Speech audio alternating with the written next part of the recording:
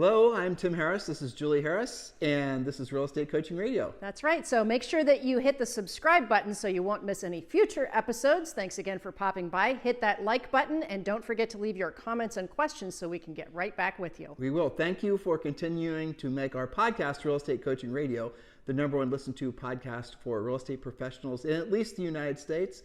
And let us know what you think about this video. Leave your comments below. Thank you. 3, 2, 1, and we're back. Oh, I won't tell you the joke I just told Julie. Don't do it. She'll give me Don't the do stink eye. All right, so we are talking about what our favorite topic is. I think it's become one of our favorite topics, certainly in the last 2 years. Well, and it better become one of yours, listeners, because more than 30% of homes available are, you guessed it, new construction. So today and tomorrow, we're discussing all things new construction. It is an amazing source of business for real estate agents, for brokers. Again, a third of the market of what is available. All of you guys are whining and complaining nonstop. There's not enough inventory, not enough inventory. Well, that is true if you're not looking at new construction. So we're going to talk about that. We're going to tell you about new construction. We're going to give you the very basics because we always like to start at the very basics. Even those of you, Tim and Julie, I've been in the business for 14 years. Well, guess what? In the last 15 years, you haven't had to learn about new construction because you've been selling in one kind of market. It is a really, I think, a good idea for everyone just to allow themselves frankly, the opportunity to learn and start out at ground zero. Julie and I spend, mostly Julie, a lot of time on these notes every single day. We go through, research all these things. We absolutely positively will check all of our preconceived notions about just about everything because things change. Things change not just year to year or decade to decade, but nowadays they're changing almost from week to week. Mm-hmm. So when we're giving you guys this information, it's the best of breed information.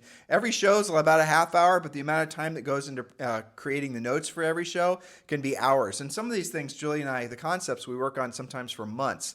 Now, how do you get these notes from today's show and every other show? Scroll down. They're below if you're on iTunes, Spotify, YouTube. I think, Julie, now we're on 50 different platforms. We're on Google. Yeah. We're on Amazon Prime Music. We're just everywhere. Yeah, so you could scroll down. You can get our notes, and you can read right along. And we suggest you use these notes for training. First of all, yourself, maybe your team, maybe the agents in your brokerage, but also a lot of times, a lot of our notes would be perfect for you to use when doing social media stuff. And as always, when you are there, you're going to clearly see an opportunity for you to enroll in Premier Coaching. Enrolling in Premier Coaching is free. So you love this podcast. We know you do. How do I know you do? Because over 300,000 of agents download this podcast every single month. That doesn't include about another 60,000 that just stream it. They don't download it. And guess what? About another at least, I don't even know how many, I'd have to check. It's probably at least another 250 to 300,000 that watch us over on YouTube. That's every single month. So this is by far the #1 listened to daily podcast for real estate professionals in at least the United States. So we're doing more right than wrong, I would say. Now, if you love this podcast, which I know you do, you will not believe the value you get in Premier Coaching. If you are ready to become truly successful in your real estate business because of this market, you're going to want to join our Premier Coaching community, and we made it very easy for you. The link is below. Just scroll down, click the link, or if you'd prefer, you can just go to premiercoaching.com, or there's the third option. You can just text the word Premier to 47372. Text the word Premier to 47372, and we'll text you back a link. Just remember, when texting, message and data rates may apply. All right, so first we're going to discuss the different types of new construction that you should know about.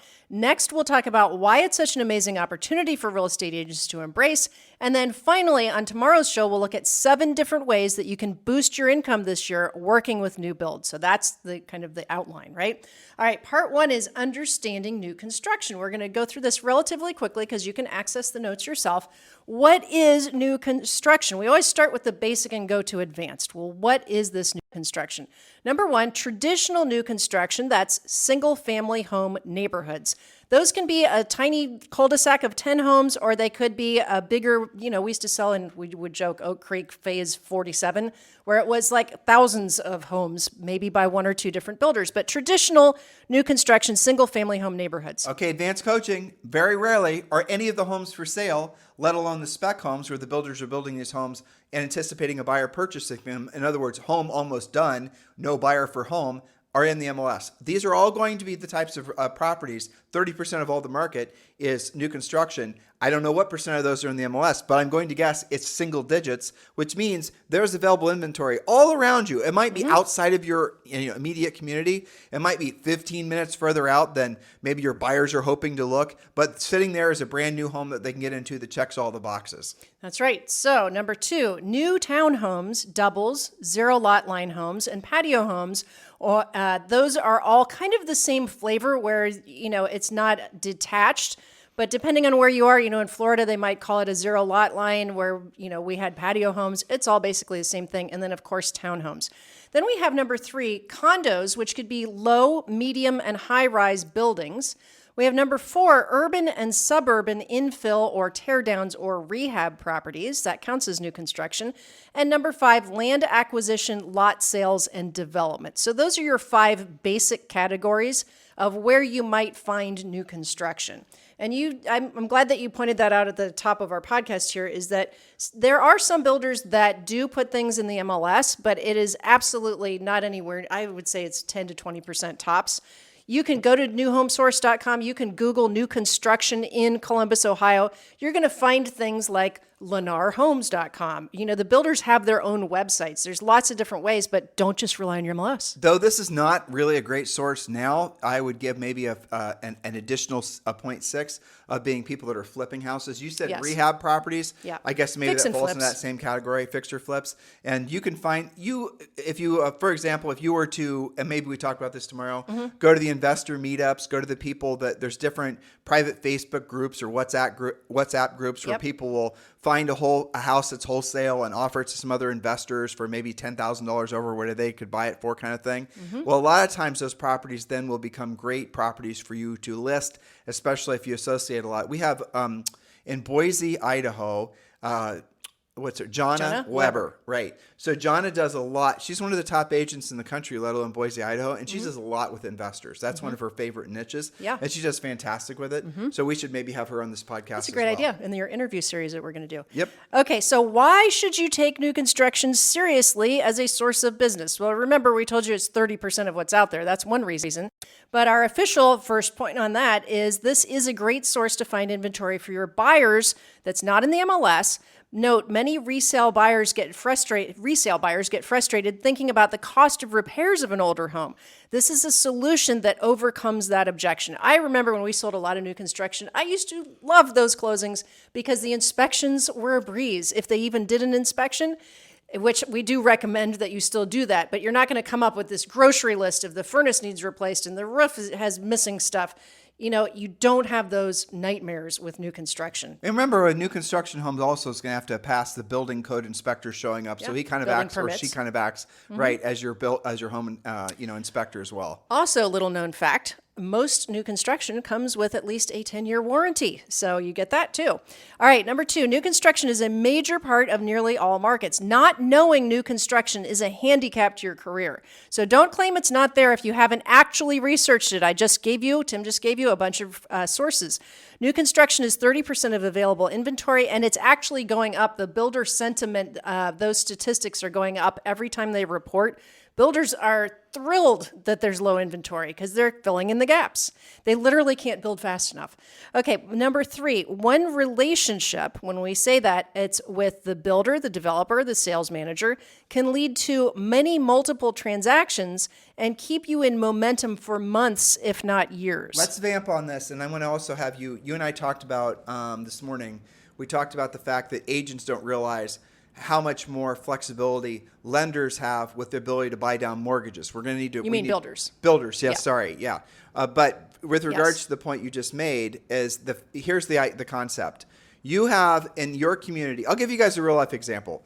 There was a new construction home rep. I don't remember her name off the top of my head. Emily, yes. Emily Bear. Yeah. That was her name. And she was, I bet you that gal earned over $1 million. And this was back in the 90s and early 2000s. I bet she earned over $1 million a year selling new construction for MI homes. Well, it turned out the number one agent in the number one agent in part of the city where Julie and I sold real estate was a lady named Delina Siamaco. She still sells real estate there. An amazing agent. So Delina, if you're listening, we still admire your business. So Delina would get a lot of referrals from Emily. So how does that all work and how can you do the same thing? It's very simple. Emily would have folks that would walk into her new construction models, and Emily would then put the people in contract on something. But the contract would be contingent on the sale of their existing property. That is where their down payment was going to come from.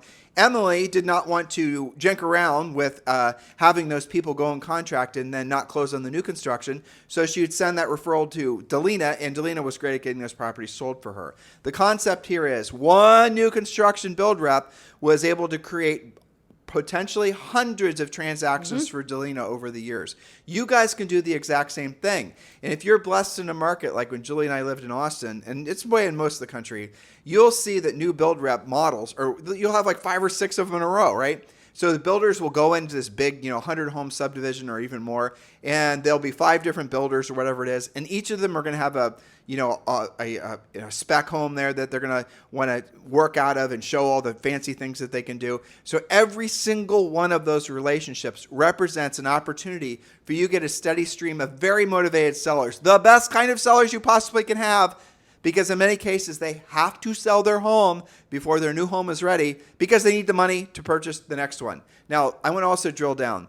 Lenders in this marketplace will have for years to come. Is it one of your points? It is. Okay, I won't It's step on okay. it. We'll reserve it.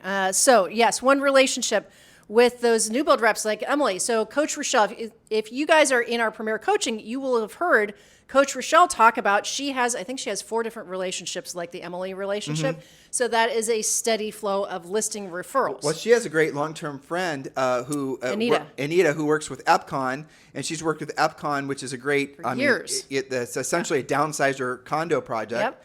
And they're pinwheel condos. And so guess who gets all of her listing referrals? I mean, that's a great example of one relationship, multiple referrals. Well, that's a beautiful thing. Okay, number 4, why do you care about new construction? Well, end of the frustration of being in competitive offer situations with your buyers trying to buy resale homes. New construction offers them freedom of choice, time to move, and no rehab costs. And this last point, or this next point, number 5, is really critically important. I think it's one of the biggest reasons why new construction almost always hands resale its butt because of the fact that, the houses are new and won't need a bunch of work. So you buy a resale house nowadays, let's be honest, most of the sellers have not put a lot of effort into putting the homes for sale because they know in most of the country it's a hot seller's market. So with new construction, it's going to be just the opposite. Add to this the fact that the builders are able to offer the buyers unbelievably good finance rates. Yes, which is very interesting, and we're going to drill down on this even more Friday or Thursday. I think we're doing a podcast about different types of financing. But how does this work, right? Why do the builders have such fluidity versus a standard resale seller? Okay, so builders typically will make 10 to 15% profit on a new construction home. Now, in the previous market, that had gone all the way up over 30% profitability because they were doing it at volume and it was a hot market and prices were going up, so they were realizing 30+%. So if they quote only have to accept 10% now and they can throw that other 20% at subsidizing mortgage loans, they're going to do that. They have other ways they do it too. I'll get back to mortgages in a second. So builders are building a little bit smaller house. They're changing the amenities sometimes. This does not mean that you're getting a worse product. It's actually getting kind of interesting. There's a lot of like mid-century modernists coming back. Why? Because it's essentially a split-level house that gives you an interesting floor plan, but a smaller footprint. And you can have a pretty cool 1,300 to 1,500 square foot house. You and I were talking about this yesterday. Yes, Julie and I talk about this all the time because we are housing nerds. But you were guessing that that split levels. When you see split levels, it's almost an indication there's something going on in the economy and mortgage financing. Same reason today. And 100% that's true. So if you have split levels, like I know there's lots of split levels all over the country, but basically for those of you who don't have split levels, what it is you walk in the front door, and then all of a sudden there's a foyer, and you're having to decide if you're going to go down a flight of stairs or up a flight of stairs. Yeah. That's basically a split level. But they're less expensive to build. Why? Because the split level down is essentially in what would have been effectively in a basement, and building in a lower level. Like when you're doing new construction, I'm going to make up the numbers because I don't really know what they are nowadays, but the first split level, the subterranean level, to dig that out and then to put in probably cinder block walls and to finish it out and put in full-size windows and the whole thing, that's going to cost usually half the price of a second level that's going to be framed, it's going to be above grade and the whole thing. So it's actually cheaper to build, let's say, for example, a basement or the first level of a split level than it is the second level. And I believe the third level in a house is actually cheaper than the middle level. So all it's these economies of scale, essentially. It's a smaller footprint. Builders have this kind of fluidity. You know, if you are a resale seller, you can't jimmy with all of these different things the way that the builder can. Well, to your point, though, it's a smaller footprint, so they can put in a split level. They can have sometimes more square footage. Yep. And in order for the square footage to count, because basement square footage with a small window doesn't count, Yep. but a larger window, full egress, you can get out during a fire or an emergency, or you even dig out and put indoors. Boom, that's countable square footage. Yeah, but don't you think it's interesting if you think about the older split levels and bi-levels? I mean, we had that, remember our crazy 5-level condo? Yeah. That was built in the early 70s. It was built in 1970. In 1970. Okay, so what was happening in the 70s? Well, we had some recession and inflation and all the rest.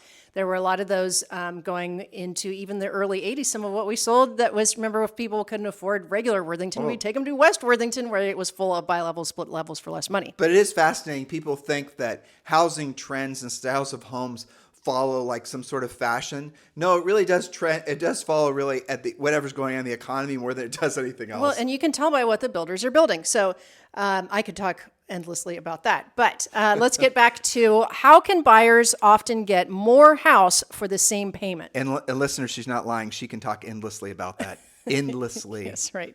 So how can you get, let's say that you are a typical, the average sale price in the country is about $400,000 and you're looking at resales, but how is it that that $400,000 resale buyer can actually have the same payment on, say, up to maybe $475,000 or $500,000?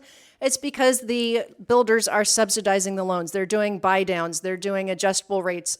They're doing all kinds of things to get the interest rate lower.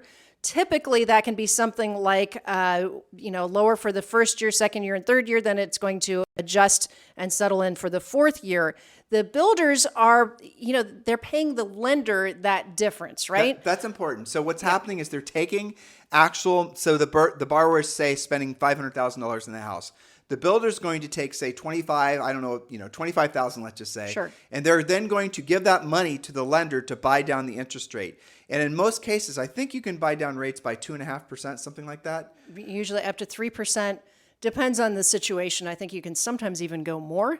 But the point is that gets the buyer qualified on a lower interest rate. So that means if your published rate is 7% and the builder buys down the borrower's rate by 3 points, that means their new rate's going to be obviously 4%. 4% for the first year, 5% for the second year, 6% for the third year, and then they locks in after that. Depending. Or it might be adjustable after that. There's different types of programs, but the point is they're doing that to qualify the buyer for more house with less payment. But it's not always adjustable like what she just said. Sometimes it's a 5.25 where it'll be a lower rate for the first 5 years.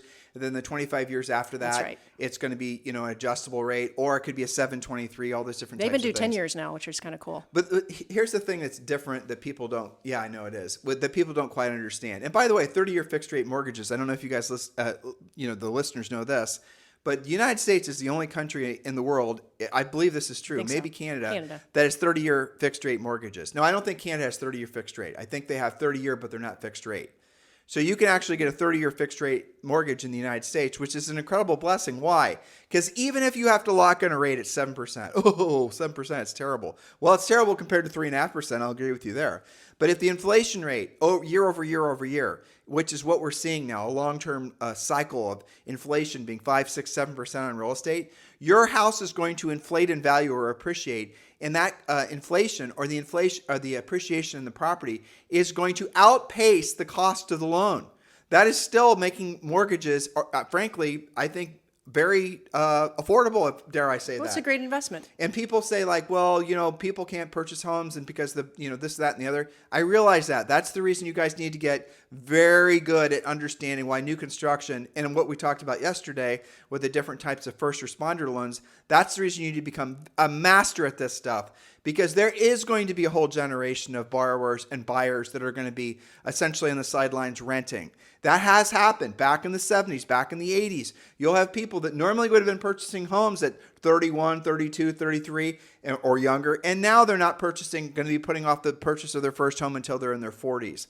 They don't have to if you are going to be able to help them with the different types of mortgage products that the average Joe lender or lazy Larry, the lender, is not going to necessarily know about. Well, that's true. And even knowing about different types of new construction products, I've had several coaching clients recently who were getting frustrated. They couldn't find something in that middle price range, like the $450 to $650 in most markets. I'm thinking about like Seattle, for example, where the resales were really not that great, if we're being honest. They needed a lot of work. They were older. It's kind of like, yuck, I'd rather stay renting. Well, what did they do? Smart agents we coach, right? They actually went a little bit down market and they found condos and townhomes, because when you do the math, even though that person really wanted a single family home, but for the money, they didn't really like what was out there, buying a townhome that they can either keep as a future rental or at least build some equity and move 2 or 3 years from now when they like the inventory that's out there, maybe they're in a higher price range then, it's still a wise move. So just knowing about new construction means you're going to do more transactions. There's every reason to believe that purchasing a home now, even with interest rates where they are, that will work out over time to be the best financial decision that most people will ever make, because you're always going to have a housing expense. Do you think, dear listeners, that rental prices are going to decrease or increase? I'm going to help you understand exactly what's going to happen. You're going to see rental prices, especially on single families and maybe smaller multifamilies, those are going to go up substantially because of all the things that are happening in the economy. That is what's going to happen. When you hear people talking about the crash of multifamily, they're not talking about decreased demand. They're talking about a lot of the owners, the landlords, the investors of those properties did, 5-year, 7-year financing on that at low rates through mostly the FHA. And those people are going to have possibly a harder time refinancing those loans. So they're making as much money. That has nothing to do with the demand for the actual residential units, which leads me and Julie to believe that there's not really going to be any sort of precipitous crash in the actual value of multifamily, because there's what you look for is a decrease in demand. There's no decrease in demand. So it'll work itself out. That's right. So last but not least, we're talking about reasons to love new construction. It's actually easier to prospect. We're going to talk more about how to do that with the builders tomorrow than many other spokes, because builders actually have the commission baked into their pricing. Yeah. So, that's a pretty easy ask. So we'll talk about the 7 different ways that you can really put rocket boosters on your income. And, we should tell the listeners this too. Yeah. Especially the larger builders. If a buyer walks in and says, I'm not working with a realtor, will you just reduce the price by 3%? The answer is nope. So in other words, the buyer has no incentive not to work with a buyer's agent with working with new construction. This is fascinating, I think. How do you make it so that you get commission credit for a sale of a new construction property? How do you make it so, do you talk about this tomorrow? I don't know. We should do it today. Okay, so when you have, let's say your community has 5, 6, 10, if you're blessed, maybe even more, new construction developments of differing sizes. You need to call or pop by, ideally, every single one, get to know the build rep or get to know the builder, ask how you register, that's the industry term, your buyer with that builder, which means if your buyer meanders into that new build rep's model, without you, you're still going to get paid the commission if that person decides to move forward. Now, I know a lot of you even if they write it with a new construction rep. Even if they write it with a new construction rep, even if they cross the threshold with you not being present, the build rep, the builder, will honor that agreement they had because you're the one that sent them over there. Yes. So what does that mean? It means for every borrower that you have, every buyer that you have, after you've gotten together your whole breakdown of all the new construction that's not in the MLS most likely, you need to start giving them the list of all the new construction with all the different points of contact for every one of those new build, the new build reps, the models, their cell phone numbers, all the rest of it. And then you don't have to live in fear of losing out on that sale, and then just give that to your borrower and say, here's a great way for you to spend the next 3 Saturdays. Well, that's right. And chances are they're going to find something. All of you who have been in the business for any amount of time will have experienced receiving a commission check that you do not know why you received it. And then you'll pick through the paperwork, you'll look through your notes, you'll check your old texts and emails, and then you will remember that you met with Bob and Betty. Maybe you just had a call with them. Maybe you just met them once at Starbucks, showed them a few resale homes. You aligned them with the new build reps. They went and bought one of the new build rep homes. They then closed on it. You got paid. Your total involvement was maybe that hour with them originally, and here comes a $10,000 or $12,000 commission check. It's a beautiful thing. It really is. That reminds me. Shout out to Jennifer Turner in Salina, Texas. I haven't heard from her in a little while. I think she was working out this special deal. Even though her name doesn't sound like she's completely bilingual in Spanish, Jennifer Turner, she is. She worked out a deal with a builder because she can translate into Spanish and help them do deals that they normally would have lost, because in her market, there's a lot of Spanish first speakers that maybe aren't comfortable doing a contract in Spanish. She's worked with a new construction build rep where she serves as translator and then is added to the contract. Isn't that interesting? LA, you might want to be doing that with Chinese Miami. folks. Miami, you might want to do it with people that speak Portuguese from Brazil, or obviously Spanish. There's so many different opportunities for Talk these. about providing service and being of value. I mean, for the buyer as well as for the new build rep, right? Connect the dots. This end of the business is seriously fun too. I know, I love it too. Well, you walk into a new construction, and there's no usually strange smells, or there's no excuses, or there's no, everything has really been, every single room looks beautiful. The borrower, your buyers, when they walk through, they're just going to be the product will sell itself, especially the big builders. They are so masterful at selling new construction. Well, yes. I mean, you walk in, it's decorated beautifully. Of course, the models aren't going to be the stripped down version. They're going to have all the bells and whistles. It's really hard to unsee new construction, especially if you're a buyer that's been frustrated by the resale stuff, or you can't even find any resale to look at. New construction is a great solution. Julie and I coached, he's no longer in real estate, he retired, someone who used to be an executive at Corcoran Sunshine. It might be Sunshine Corcoran, I forget which one it is. I think it's Corcoran Sunshine. And what they would do is mostly in New York, and I think they also were doing this in Dallas too, but they would go and meet with these new construction apartments or condos, these big, huge towers of residential things. And the builder developer wanted absolutely nothing to do with retailing any aspect of the building. They just wanted to delegate all of it. And so what Corcoran Sunshine would do, and there's other companies that do this as well, is they would go with their own money and they would build out the model. They would hire full-time sales reps. They would do all this extra work. Some of you listening to us now, you might want to look at that as a career path if that's viable in your marketplace. A lot of you listening now used to do new construction like that, so you know what I'm talking about.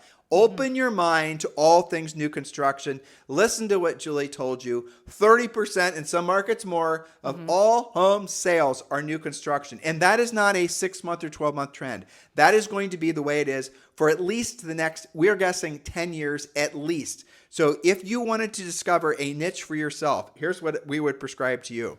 If your market has it available, upper end, luxury, new construction, because then you're going to get really nice commissions on the buy side, and basically 100% of the buyers buying those more expensive homes are going to have homes to sell. You guys get it? Think big and act bigger. One last story, because you just sparked my memory of this.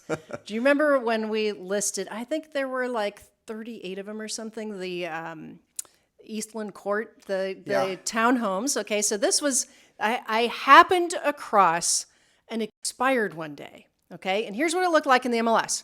It was a picture of dirt and a 2x4, okay? And it was in 43085, which historically had very little, if not zero, new construction. Do you remember who the listing agent was? Don't say her name out loud because she's passed away, okay? She was the number one agent, not just listing agent, in all of 43085. Yes. And she had been for forever. For 30 years. Yes, since before we were born at the time, I think. Basically, major complacency, basically. Yes, okay, and so first of all, I remember thinking, where in the world even is this? Because it was in one of our favorite zip codes. We grew up there. We went to school Wasn't there. This in our first year? I think it was. First or second year? First or second year. I think it was our second year. But we knew enough to hunt expireds, right? Yeah. So I was thinking, I can't even put that street on the map, and yet it's in the zip code that we knew better than any other zip code, right? So that was one thing. We went to go find it, and it was just this, it was like a 4-acre parcel that had been part of a kind of semi-industrial, mixed-use residential off of a semi-busy road, but it was back in the woods. It was fine. Okay, so that's interesting. The picture in the MLS was a 2x4 and a dirt patch, and yet when we drove back there to see what's going on with this expired, they were 70% built. So she had never updated the picture in the MLS. And if you're seeing that, you're a buyer's agent, even if you think to look there, you're not even going to think to show it based on the picture. And they expired 2 or 3 times too. That Yes. wasn't the first time. And we got the listings, and guess what we got as a result of that? All of them sold, and we ended up getting a lot of resales for the people that were selling, were It was a ending up buying beautiful those thing. condos. For like 3 years. Yeah. This was great. So, and I remember partially because, like us, not many agents knew that this place existed. So we also were on both sides of almost all of them. Mm-hmm. Okay. And then you said the resale. So we had a lot of people downsizing in those. So the resale that we got was actually more expensive than those expired new construction that we listed. With those condos, we had to sell those to the buyers, even the buyers working with the other agents, right? Yes. We couldn't expect the buyers agents in our community to even know where the heck it was. No. I mean, we were basically born and raised in 43085. Yeah. I mean, we met in high school. So yeah, I mean, we had to look for Isn't them. our 32nd wedding anniversary in a couple days? It is. I know. Anyway, so we were born and raised in this community. We didn't know where it was. We didn't know how to get there. Nobody else knew it No one was. else. So we had to take the stance of we're going to sell these directly to the end users, and that's what caused. But Julie, that's not the only. We have so many examples. There was well, since we have time, we'll tell them this story. You received a voicemail from somebody. It was when we lived in New Albany Country Club, and the guy had a very strong accent, like a Southern drawl, sort of West Virginia type accent. And you told me that I got some dirt. You want some dirt? Yeah, this is a lesson in answer your phone in the first place, or if somebody goes to the voicemail, don't delete them until you actually know what you're thinking of. Because I remember thinking this is a kind of a crazy message. This is so and so. I got some fill dirt, and do you want me to bring it over around the corner and put it on your lot? We had another builder listing around the corner too, and they were like walk out lower levels on a raised lot, so that maybe we would want the dirt, right? Well, that was his thinking. But That was his thinking. We thought he was a loon, but we called him back anyway. And it turns out it was a builder, or somebody working for the builder who had 3 new construction houses going up around the corner. It was Matt Trucco, the builder. Yes. Okay, Matt had just, you don't want me to say his name? Yeah. It was Matt Trucco, the builder. So here's what happened. We went out there and actually the other builder wanted the dirt, so we solved Matt's problem. But then Matt had some other problems that he didn't know he had. The other problems that he didn't know he had was he was sitting on a spec in our community that was going to be something like $1.3 or $1.4 million, and the listing agent wasn't even doing anything to try to get the property sold. And behind that property, he had another lot that he just closed on for like $250,000, which would have meant another $1 million plus house. So we kind of showed Matt what we would do to get the property sold, of which he would say, I didn't know. He was blown away by the depth and breadth of what we were doing in that community to get property sold. Then guess what happened? He listed properties with us on the other end of town that were similarly mismarketed, let's say, misrepresented by other complacent listing agents. Yep, totally different product though. And then it was maybe 3 years into that relationship, he ends up building a 73-unit condo development that he also lists with us in another area of town. One relationship, multiple opportunities. Hundreds of opportunities. It was really amazing. And that was one of our best springs ever when we were listing his, especially those big 3 spec homes over $1 million. Oh, well, it's because it was super fun. Well, it's because what would we get? We got the listings from it. Buyers would call that were moving into New Albany, and we get, those buyers maybe didn't want to buy new construction. They'd buy something else. It was amazing. But this all comes from knowing how to talk with builders, work with builders. This all comes from, like, guys, I'm not going to send you down this rabbit hole, but it is fascinating. You're going to have to know builder speak. And so there's different books and educational series you can get. Just study this online. Go to Amazon and get a book. But there's phases of building a home in particular. I read like 3 books. It was forever ago. But the gist of it is you want to understand what the different phases are. Obviously, the first one's going to be, the foundation, and then the grading, and then the electrical and the plumbing. I promise you, people right now are listening to me and they're going crazy wanting to type, no, you got that all wrong. I know I got it all wrong. You don't need to correct me. Go and study all this yourself. That way, when you're out talking with builders, you can talk about, what does an elevation mean? Do you guys know what an elevation means? Just what the house looks like from the front. You want to know about the different, building codes and restrictions and minimum standards and architectural review committees, all these types of things. That's what you need to know if you're going to work the upper end custom home builder who's going to sell maybe 5 or 6 houses or 3 or 4 houses per year. But in the big production builders where most of you are going to be working, it's all the coaching and training that Julie and I gave you for the last 30 minutes. And you do pick up a lot by bringing, and again, you have to know about new construction. Even if you're just learning to bring your buyers to new construction, instead of just dropping them off and meeting them at closing, go to some of those meetings. Learn how a house is actually built. What is the order of things? Why is it being built that way? Why is this floor plan more efficient than that floor plan? Why is it on the lot the way it sits on the lot?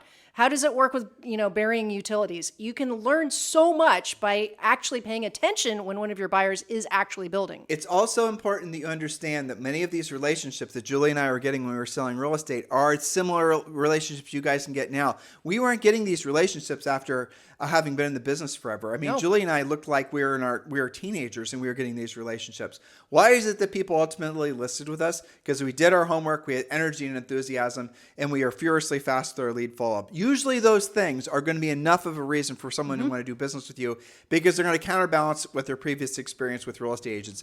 Julie and I can literally talk for years about all the examples, not just with us. I mean, frankly, we have maybe 10 good stories like that, but of our coaching clients. We have hundreds and hundreds of coaching client stories where furiously fast lead follow-up, having energy and enthusiasm overcomes the biggest skills deficit you can possibly imagine. That's the reason this is such a beautiful business.